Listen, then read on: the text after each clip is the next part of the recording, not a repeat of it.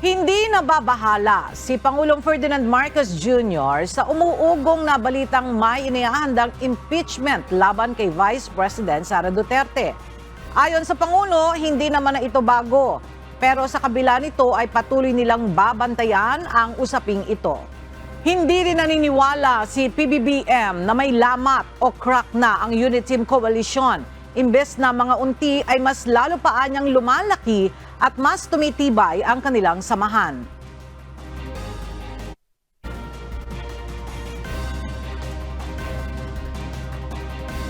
I don't think so. Mas tumitibay nga eh. Dumadami yung pumupunta sa lakas, dumadami yung pupunta sa PFP.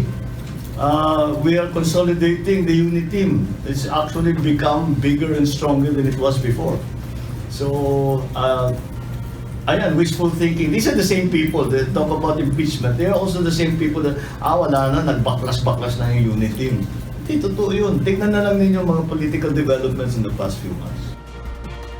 Ukol naman sa relasyon niya kay VP Sara, ayon sa Pangulo, nananatiling maganda ang ugnayan nilang dalawa.